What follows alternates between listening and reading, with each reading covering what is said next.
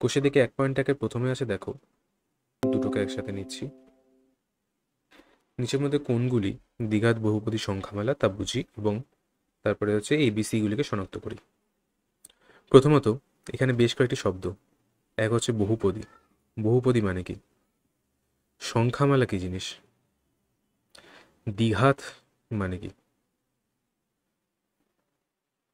একদম প্রথমে দেখি বহুপদী সংখ্যামালা মানে কি। বহুপদী সংখ্যামালা হচ্ছে, ধরো এই যে বড় বড় টার্মগুলো রয়েছে, ধরো 5x² plus 3x³ plus 2x plus 7 equals to 0, বা এরকম টাইপের, 0 যদি নাও থাকে, এরকম টাইপের যে জিনিসপত্রগুলো, এগুলোকে বলা হয় বহুপদী সংখ্যামালা। বহুপদী সংখ্যামালা হবে যদি যদি এক্সের মাথায় কখনো ফ্র্যাকশনে পাওয়ার না থাকে, এক্সের মাথায় কখনো নেগেটিভে পাওয়ার না থাকে। এই দু কেস বাদ দিলেই বাকি সব বহুপদী সংখ্যা। যেমন প্রথমটা যদি দেখি, এক্স এর পাওয়ার পজিটিভ, এটাও পজিটিভ, এটা পাওয়ার নেই, না থাকলেও ঠিক আছে, অসুবিধা নেই, তাহলে এটা বহুপদী সংখ্যামালা। এটাও বহুপদী, বহুপদী, বহুপদী মানে সংখ্যামালা আর কি। কিন্তু দ্বিঘাত কখন হবে না? দ্বিঘাত হবে যদি এক্স এর মাথায় সবচেয়ে বেশি পাওয়ার 2 থাকে, তখন সেটা বলবো দ্বিঘাত। যেমন এইটার ক্ষেত্রে ম্যাক্সিমাম পাওয়ার 2 আছে, তারপরে দেখো পাওয়ার 1, আর এখানে তো কিছুই নেই, কিছু নেই মানে x⁻0। তো সেক্ষেত্রে বলতে পারি এর বহুপদী সংখ্যামালা এবং দ্বিঘাতওয়ালা। কিন্তু এইটাতে দেখো পাওয়ার আছে 5 অবধি, তাহলে এটা দ্বিঘাত নয়, এটা পঞ্চঘাত সমীকরণ, 5 ঘাত, তো এটা নয়। এখানে যদি এটা গুণ করা যায়, গুণ করার পর বেরোবে দেখবি 2x² 10x। এটা বেরোনোর কথা, এক সেকেন্ড, হ্যাঁ, এটা বেরোনোর কথা 2x² প্লাস 10x প্লাস 1। তাহলে এখানেও ম্যাক্সিমাম পাওয়ার 2 দাঁড়াচ্ছে, তাহলে এটাও দ্বিঘাত সংখ্যামালা।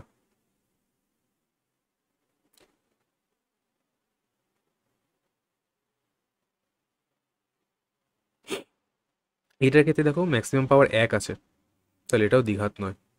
বহুপদী সংখ্যামালা সবকটা, কিন্তু দ্বিঘাত সবকটা নয়। দ্বিতীয়টার ক্ষেত্রে, এটা তো হয়ে গেল। দ্বিতীয়টার ক্ষেত্রে ax² bx c, প্রত্যেকটা সমীকরণকে এরকমভাবে আমরা দেখার চেষ্টা করব এবং এখান থেকে ABC এর যা মান পাওয়া যাচ্ছে বার করব। মজার ব্যাপার হলো সবকটাকে প্লেনভাবে বলে দেয়নি, ঘুরিয়ে পেঁচিয়ে বলেছে, আমাদের একটু দেখে শুনে বুঝে নিতে হবে। যেমন প্রথমটাই নেওয়া যাক। দেখে মনে হচ্ছে এটা তো এরকম আকারেই নেই, তাই না? কিন্তু একটুখানি ভাঙলেই, যদি আমি এটা নিয়ে সামান্য ভাঙি, যে x-1 plus 1/x equal to 6, এটা হচ্ছে আমার সমীকরণ। যদি সবকটাকে x দিয়ে গুণ করে দিই, x² minus x plus 1 equal to 6x। সব কিছুকে একদিকে নিয়ে চলে এসো, x² minus x plus 1 minus 6x equal to 0, আর লাস্টে আছে x² minus 7x plus 1 equal to 0। দেখো x² plus bx plus c আকারে চলে এলো না? তাহলে এখানে এই কত? এই হচ্ছে মানে x² এর সামনে যত আছে, কত আছে? কিছুই নেই, কিছু নেই মানে 1 আছে।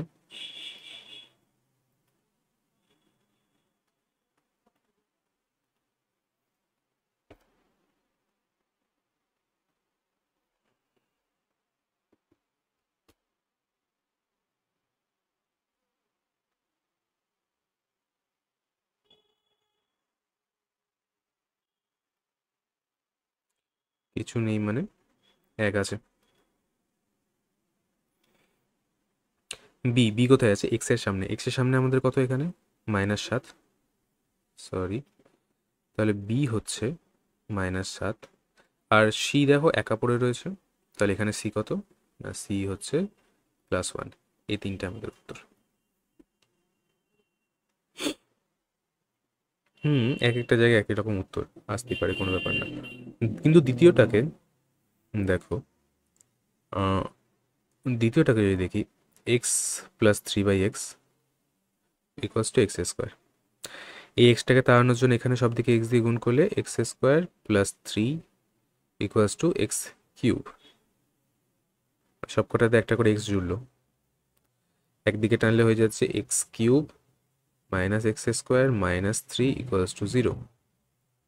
বা যদি কেউ চায় মাইনাস এক্সের cube plus x square plus three equals to zero করে, সেটাও ঠিক, কোনো সমস্যা নেই।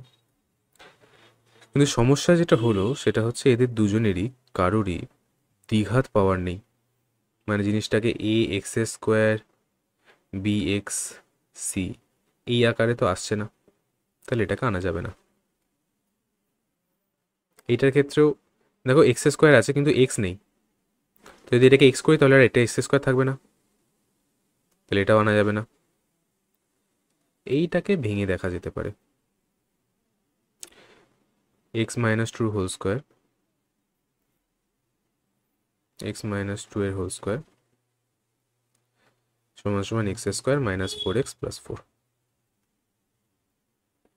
হোল স্কোয়ার ভাঙলে X square minus four X plus four equals to X square minus four X plus four.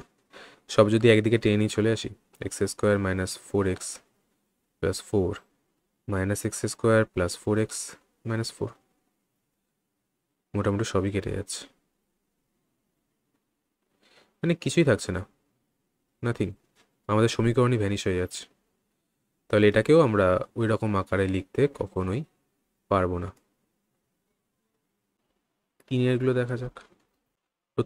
একদম প্রথমটায় বলেছে দেখো যে এই রাশিটি কোন ঘাতের সাপেক্ষে, চলের কোন ঘাতের সাপেক্ষে একটি দ্বিঘাত সমীকরণ নির্ণয় করো।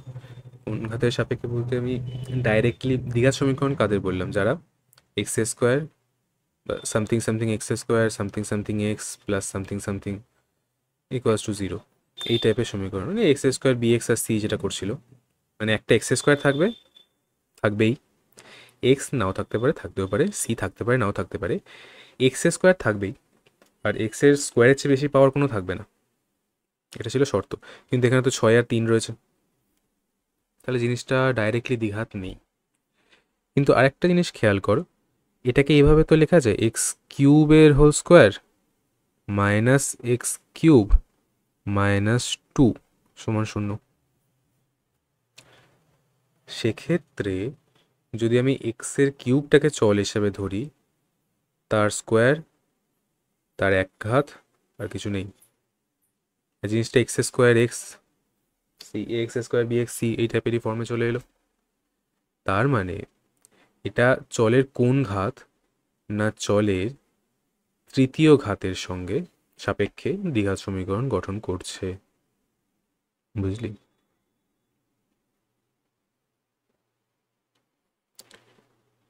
চারের একগুলো দেখ, দ্বিঘাত সমীকরণ হবে না কখন, দ্বিঘাত সমীকরণ হবে না যদি ম্যাক্সিমাম পাওয়ার 2-এর চেয়ে বেশি হয়, মানে অথবা ম্যাক্সিমাম পাওয়ার 2-এর চেয়ে কম হয়।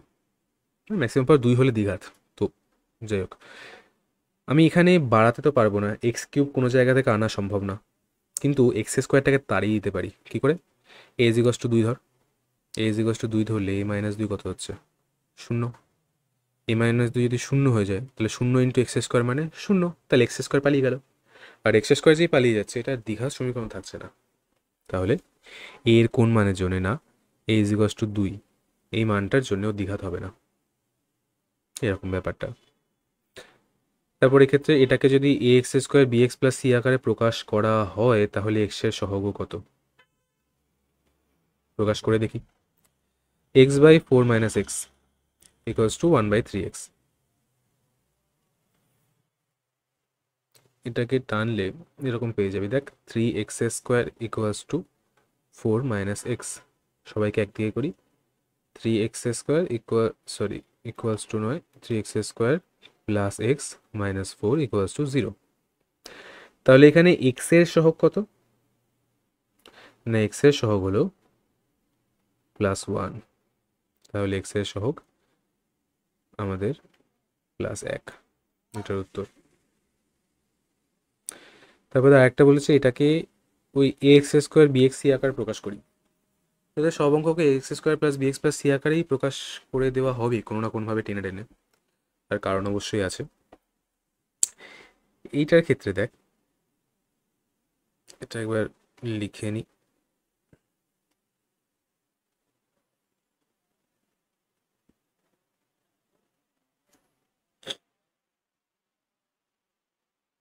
Three x square plus 7x plus 23 সমান সমান এক্স প্লাস 4 এক্স প্লাস 3 আর 2। কী করব? বেশি কিছুই না, ভাঙচুর করব, মানে বাড়িতে নয়। এখানে এটাকে ধরে ধরে ভাঙ, ডান দিকটা ভাঙবে, বাঁ দিকটা তো 3x স্কোয়ার 7x আর 23 এরকমই থাকলো। 23 এখানে কত হবে? X square plus 4x plus 3x plus 3 4 12 plus 2। সব কিছুকে ঝেঁটিয়ে যদি একদিকে নিয়ে আসিস তাহলে দেখবি 2x স্কোয়ার যোগ বিয়োগ করার পর 2x স্কোয়ার, 7x আর 7x কেটে যাবে, 12 আর 13 14 বাদ দিলে প্লাস 9 ইকুয়ালস টু 0। এটা দাঁড়াচ্ছে আমার সমীকরণ। কি জিজ্ঞেস করেছিল? আকারে প্রকাশ করো, তো আকারে প্রকাশ হয়ে গেছে। তাহলে এখানে ই কত? ই হচ্ছে 2। বি কত? এক্স এর আগে এক্স নেই, তাই বি এর মান 0। সি হচ্ছে প্লাস 9। আর যদি বলি 4এরটা, এটাকেও দেখ ওই আকারে প্রকাশ করতেই বলেছে, সব কাজ একই। পজ করে নিজেরা চেষ্টা করতে পারিস, আমি আপাতত করে দেখি। X plus 2 whole square x into x square minus 1, x plus 2 whole square whole cube equals to x into x square minus 1। ভাঙচুর, এক্স কিউব প্লাস 3 দুগুণে 6 x square plus 4 3 12 x plus 8 সমান সমান এক্স কিউব মাইনাস এক্স। এটা ওই এ plus বির whole কিউবের সূত্রে ভাঙলো, আশা করি বুঝছিস। আর এই দিকটা তো এমনি গুণ করে দিলাম, এক্স কিউব দুটো কেটে যাবে, ফালতু ওদের বাড়িয়ে লাভ নেই।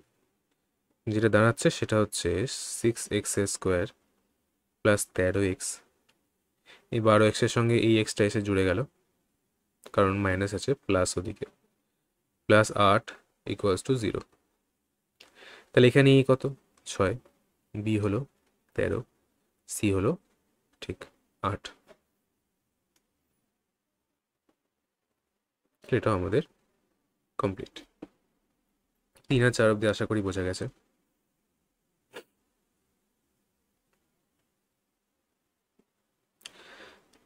পাঁচের গুলোর থেকে একটুখানি ভাষার অঙ্ক শুরু হচ্ছে।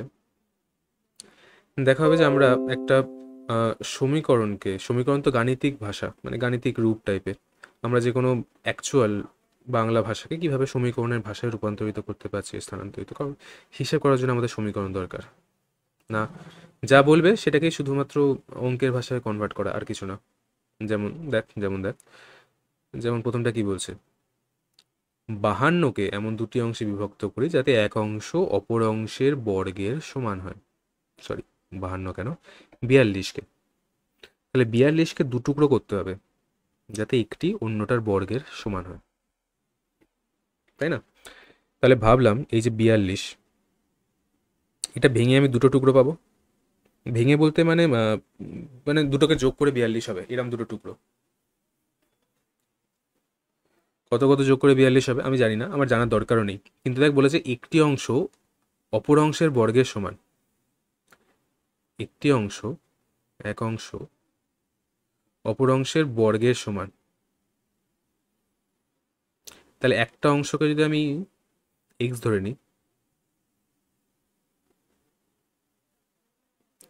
বা একটা অংশ, এটাকে ধরলাম চ এ, আর এটাকে ধরলাম চ আপাতত এই মুহূর্তের জন্য বি। কিন্তু যদি এ আর বি আলাদা আলাদা ধরি, এটা দুই চল হয়ে যাচ্ছে, দুখানা আমি ধরতে পারবো না, আমাকে একটাই ধরতে হবে। তাহলে কি বলেছে? এক অংশ অপর অংশের বর্গের সমান, মানে এ হচ্ছে বি এর বর্গের সমান। তাহলে এ হচ্ছে সমান কার না বি এর বর্গের। তাহলে আমি এক কাজ করি, এই অপর অংশটাকে ধরে নিই এক্স। ঠিক, তাহলে অপর অংশ যদি এক্স হয়, এই অংশটা কত হবে? তার বর্গ, মানে এক্স স্কোয়ার। তাহলে 42-এ যে দুটো টুকরো হলো, একটা হয়ে গেল এক্স আর একটা হয়ে গেল এক্স স্কোয়ার, মানে এক্স আর এক্স স্কোয়ার এই দুটোকে যোগ করলে 42 পাবো। ব্যাস, এটা আমার সমীকরণ তৈরি। সমাধান করলে উত্তর আসবে। সমাধান আমরা পরে শিখবো, একটু এখানে নয়, আপাতত শুধু সমীকরণ। তারপর যেমন এটা দেখ, দুটি ক্রমিক ধনাত্মক অযুগ্ম সংখ্যার গুণফল 143।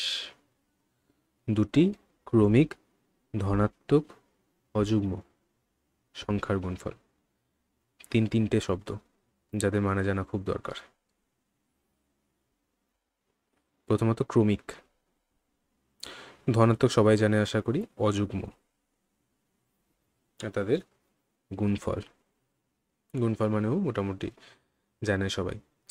ক্রমিক মানে হচ্ছে পরপর, যেমন 1, 2, 3, 4 এরা হবে ক্রমিক সংখ্যা।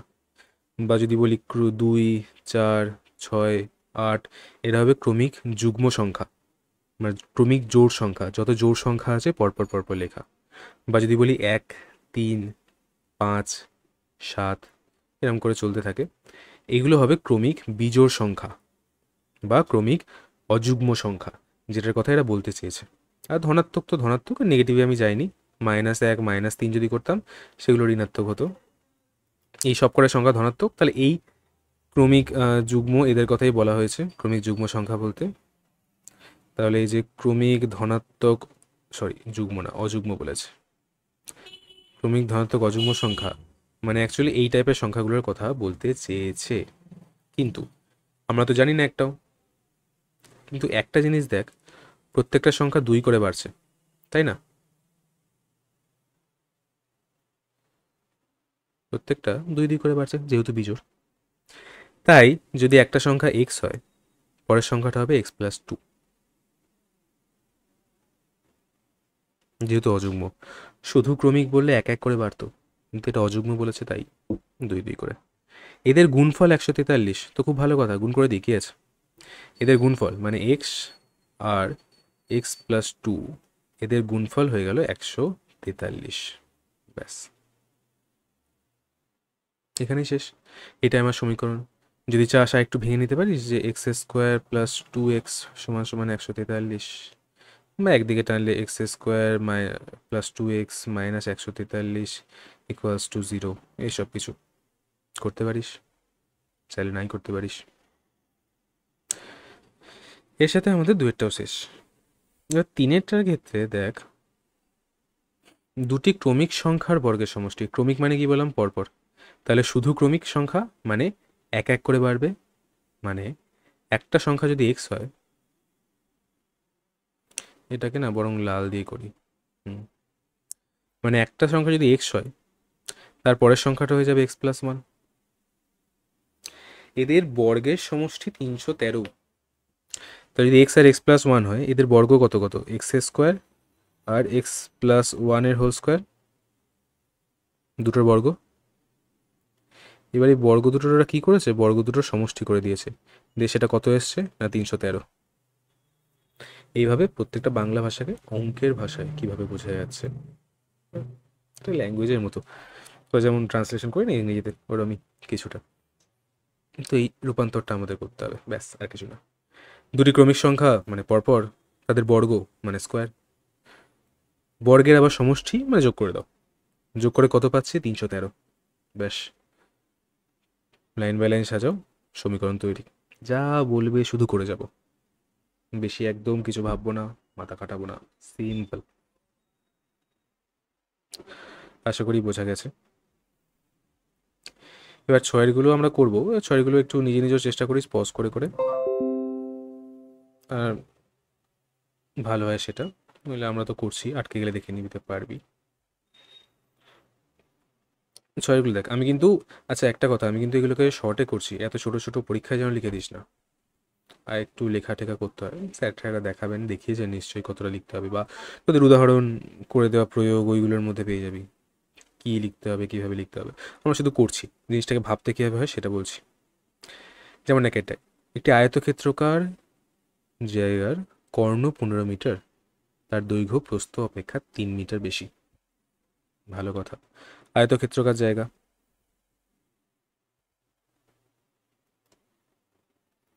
আয়তক্ষেত্রকার জায়গা মানে এরকম, তার কর্ণের যে দৈর্ঘ্য, সে কর্ণ বলেছে 15 মিটার, এবং দৈর্ঘ্য প্রস্থ অপেক্ষা 3 মিটার বেশি। তাহলে আমি দৈর্ঘ্যটাকে ধরে নিলাম এক্স, তাহলে প্রস্থ হয়ে যাবে x+3। একদমই তাই। হুম, এবার যেটা করতে হবে সেটা হচ্ছে একটা সম্পর্ক স্থাপন দুজনের মধ্যে বা তিনজনের, সবার মধ্যে। আমাকে এটুকু কথা বলে দিয়েছিল। এবার এটা দেখেই তোর মাথায় আসা উচিত পিথাগোরাস। না, লম্ব স্কোয়ার প্লাস ভূমি স্কোয়ার সমান সমান অতিভুজ স্কোয়ার। কী ধরনের সম্পর্ক, কোন সম্পর্ক আমার কিচ্ছু যায় আসে না, একটা সত্য সম্পর্ক, ওটাকে শুধু এনে স্থাপন করতে হবে। আয়তকার ক্ষেত্রে কর্ণের দৈর্ঘ্য 15, দৈর্ঘ্য প্রস্থ অপেক্ষা বেশি, ব্লা ব্লা ব্লা। লম্ব এখানে আমি দেখতে পাচ্ছি x², লম্ব এক্স। ভূমি কি? ভূমি হচ্ছে x+3 এর স্কোয়ার সমান সমান অতিভুজ, অতিভুজ কত? 15, তার স্কোয়ার। এগুলোকে যদি হিসেব করিস, ভেঙে চুরে দেখিস, চলে আসবে। যেমন ওই আগের অঙ্কগুলো আমরা করলাম না, x² + bx+c আকারে প্রকাশ, বিভিন্ন অঙ্কগুলোকে ভাঙতে ভাঙতে, এখানেও তাই করতে হবে। একটা আমি ভাঙি, তারপরেরগুলো কিন্তু আমি আর ভাঙবো না, সমীকরণ করে ছেড়ে দেবো।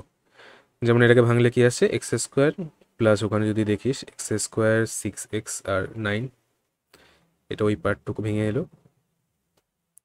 সমান সমান 225। সব কিছু যদি একদিকে টানা হয়, 2x² প্লাস 6x মাইনাস 216 সমান সমান 0। এটা আমাদের মেন সমীকরণ। আশা করি বোঝা যাচ্ছে। এরকমভাবে এগুলো আসবে। তারপর যদি দুইটা দেখিস,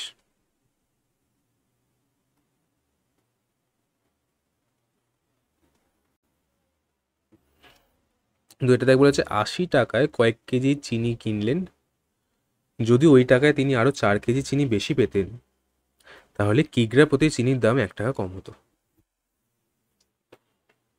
ভালো করে বোঝ। এক ব্যক্তি 80 টাকায় কয়েক কেজি চিনি ক্রয় করলেন। কত কেজি আমি জানি না, কয়েক কেজি, ধরে নিলাম x কেজি। যদি আরও 4 কেজি চিনি বেশি পেতেন, যদি পেতেন, তাহলে কেজি প্রতি দাম 1 টাকা কম হতো। উনি কত টাকা চিনি কিনেছেন? 80 টাকার। কত কেজি কিনেছেন?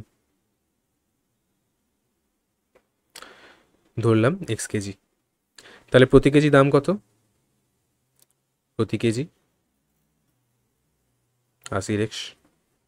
বেশ, উনি যদি 80 টাকাতেই আরও 4 কেজি বেশি পেতেন, তাহলে কত পেতেন? এক্সের থেকে 4 কেজি বেশি, তাহলে প্রতি কেজি দাম কত হতো? 80/x+4। বেশ, তো এখন প্রতি কেজি দাম হচ্ছে 80/x, আর তখন হতো 80/x+4 দিয়ে। কি বলেছে? প্রতি কেজি দাম 1 টাকা কম হতো। তো অর্থাৎ পাতা লাগবে 1 সেকেন্ড। অর্থাৎ এই যে 80/x এলো আর 80/x+4 এলো, এখানে তো বেশি পেয়েছে, তার মানে এই দামটা কম। তাহলে সমান করার জন্য কোন দিকে যোগ করব? কমের সাথে যোগ করব, তবে গিয়ে সমান হবে, তাই না? বেশির সাথে যদি যোগ করে দিস তাহলে তো আরও বেড়ে যাবে। তাই যেটা কম তার সাথে যোগ করলাম। এটা হচ্ছে এখনকার দাম। যদি 4 কেজি বেশি পেতো তাহলেকার দাম, তবে 1 টাকা করে কমতো। তো ব্যাস, একটু অসুবিধা হচ্ছে কি কি জানি, বুঝতে তো পারছি না। অসুবিধা হলে আরেকবার দেখিস, আশা করি হবে না। দুটি স্টেশনের মধ্যে দূরত্ব 300 কিমি। একটি ট্রেন প্রথম সমবেগে দ্বিতীয় স্টেশনে গেল। যদি গতিবেগ 5 কিমি বেশি হতো 2 ঘন্টা কম সময় লাগতো। খুব ভালো কথা। দূরত্ব, মোট দূরত্ব 300 কিমি, এটা তিনেরটা। মোট দূরত্ব 300 কিমি। ধরে নিই কোনো একটা সমবেগে গেছে, সমবেগে ধরে নিই সেই বেগটা এক্স, ধরে নিলাম। তাহলে এক্স বেগে 300 কিমি যেতে সময় কত লাগবে? 300 বাই এক্স, এটা হচ্ছে বেগ আর এটি হলো সময়। তাহলে 300 কিমি যেতে সময় লাগলো 300 বাই এক্স, কারণ বেগ ছিল, এটা বেগ কোথায়, সরি এটা তো দূরত্ব,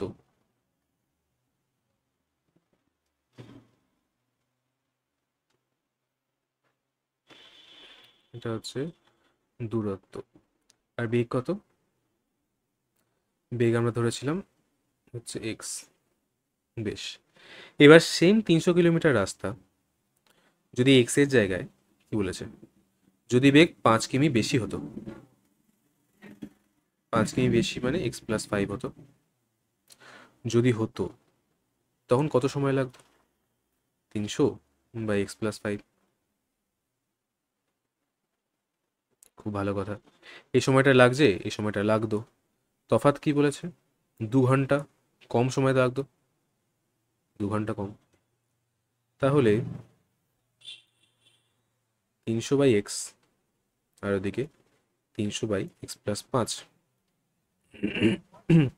বেগ কোনটায় বেশি? এটা ডান দিকেরটা, এক্স প্লাস 5 বেগে যাচ্ছে। তাহলে সময় কোনটায় কম লাগবে? ডান দিকেরটায়। বেশি বেগে চলছে মানে সময় কম লাগবে। তো আমরা দুইটা কোথায় যোগ করব? যে কম আছে তার সাথে। কে কম আছে? এটার বেগ বেশি, তাহলে এটা সময় কম, তাহলে ডান দিকে যোগ করে দেবো। তো এখানে একটা লাগিয়ে দিলাম 2। ব্যাস, সমীকরণ তৈরি। এটাকে একটু সিম্পলিফাই করা যেতে পারে যদি ইচ্ছা হয়, না চাইলে নাও করা যেতে পারে। এবার 6-এর আর কয়েকটা বাকি আছে, ওগুলো করে নিই, তাহলেই 1 পয়েন্ট এটা আমাদের শেষ হয়ে যাবে। একজন ঘড়ি বিক্রেতা ঘড়ি ক্রয় করলেন, দিয়ে 336 টাকায় বিক্রি করলেন। যদি যত টাকায় ক্রয় করেছিলেন শতকরা তত টাকা লাভ হলো, তাহলে একটা সম্পর্ক চাই। দেখ, কত টাকায় কিনেছে জানি না, ধরে নি, ধরি ক্রয় মূল্য এক্স। যত টাকায় ঘড়িটি ক্রয় করেছেন শতকরায় তত টাকা লাভ হলো, তাহলে 100 টাকায় লাভ হয় এক্স টাকা। তাহলে 1 টাকায় লাভ হয় এক্স এর 100 টাকা, যেটাকে আমরা x% বলি, আর এক্স টাকায় কিনেছে তাতে লাভ হচ্ছে এক্স বাই 100 ইন্টু এক্স, মানে এক্স স্কোয়ার বাই 100 টাকা। কিনেছিল এক্স টাকায়, কিনেছিল এক্স টাকায়, লাভ করলো এক্স স্কোয়ার বাই 100, তাহলে টোটাল বিক্রয় মূল্য, ক্রয় মূল্য প্লাস লাভ সমান সমান কত টাকায় বেচছে সেটা। ডান। স্রোতের বেগ ঘন্টায় 2 কিলোমিটার, স্রোতের অনুকূলে 21 কিলোমিটার পথ গিয়ে দূরত্ব ফিরে আসতে সময় লাগলো 10 ঘন্টা।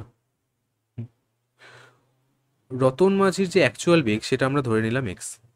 স্রোতের যদি অনুকূলে যায় তাহলে স্রোতের বেগটা ওর সঙ্গে জুড়ে যাবে, আরও স্পিডে যাবে। তাহলে স্রোতের অনুকূলে যাওয়ার সময় কত বেগ হবে? স্রোতের যখন দিকে যাচ্ছে এক্সের সঙ্গে আরও 2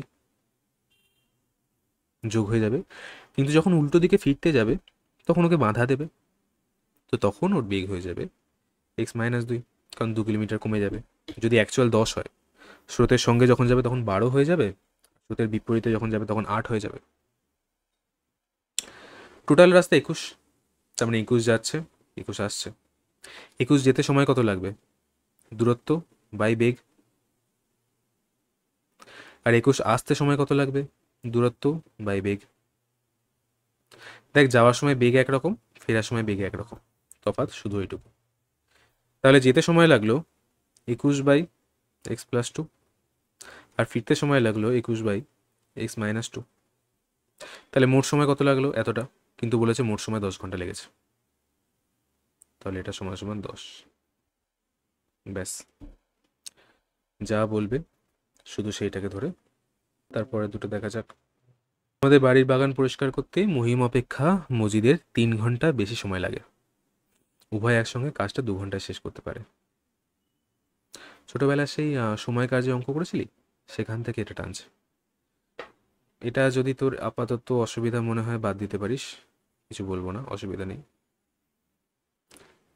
বাগান পরিষ্কার করতে মহিম অপেক্ষা মজিদের 3 ঘন্টা বেশি সময় লাগে। মহিমের কত সময় লাগে, মজিদের কত লাগে জানি না। মহিম আর মজিদ, ধরলাম মহিমের এক্স লাগে, তাহলে মজিদের সময় কত লাগবে? x+3। হুম, একদিনে কতটা কাজ করবে? বা একদিন তো নয়, 1 ঘন্টায়, তাহলে কতটা কাজ করবে? এক্স ঘন্টায় পুরো কাজ করে দেয়, তাহলে 1 ঘন্টায় 1/x। এরকম যদি দেখি, ও 1 ঘন্টায় 1/x পরিমাণ কাজ করবে। আর মুজিদ তাহলে 1 ঘন্টায় 1x+3 পরিমাণ কাজ করবে। মহিম কিছুটা কাজ করলো 1 ঘন্টায়, মুজিদ কিছুটা করলো। এখন দুজনকে একসাথে কাজে লাগিয়ে দিয়েছে, মানে 1 ঘন্টায় দুজন মিলে কত কাজ করবে? 1 ঘন্টায় টোটাল দুজন মিলে কাজ করবে 1x আর 1x+3, দুজনেই করছে, তাই না? এটা হচ্ছে 1 ঘন্টা টোটাল কাজ। তাহলে এতটা কাজ করতে ওদের সময় লাগে 1 ঘন্টা। তাহলে টোটাল কাজ করতে সময় কত লাগবে? 1/1x+1x+3। এটা হচ্ছে টোটাল সময়, যেটা বলে দিয়েছে 2 ঘন্টা। সমীকরণ তৈরি।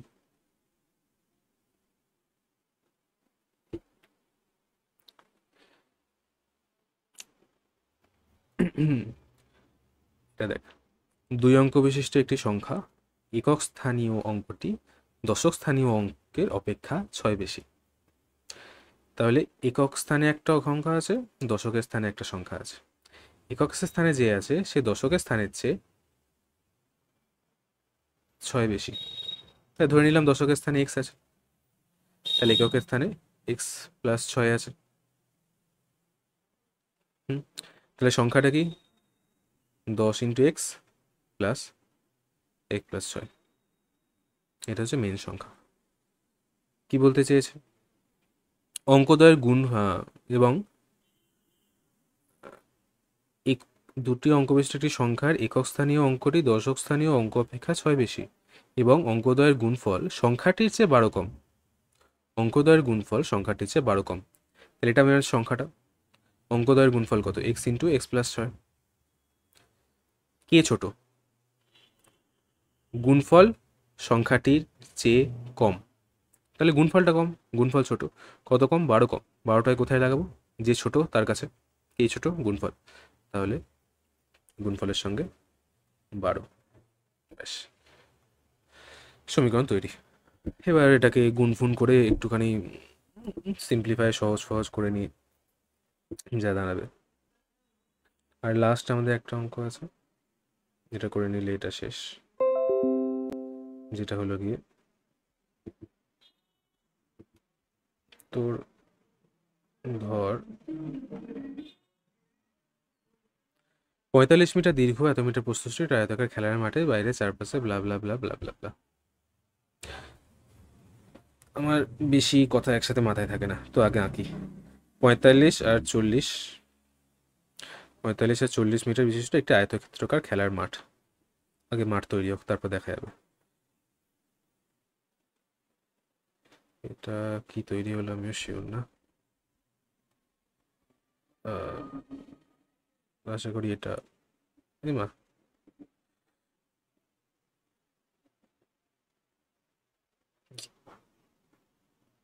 এটা আয়তক্ষেত্রই তো হলো না।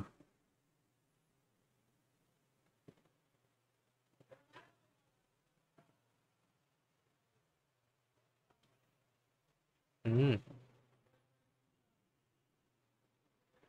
পারফেক্ট। তাহলে দৈর্ঘ্য কত? 45 মিটার, প্রস্থ 40 মিটার। ভালো কথা, বাকি পরে দেখা যাবে। এবার কি আছে? বাইরে একটি সমান চওড়া রাস্তা আছে। চিন্তার বিষয়। আমার কাছে রাস্তা করার তো জায়গা নেই, এগুলোকে সরাতে হবে। ইস, হ্যাঁ, এগুলো কেন সরাচ্ছি? এটাকে সরিয়ে দিলেই তো হয়। না, সব কিছুই সরিয়ে দিই, এগুলোকে ভিতরে দিয়ে দিই, সবচেয়ে ভালো। তো এর বাইরে আছে কি? রাস্তা সমান চওড়া।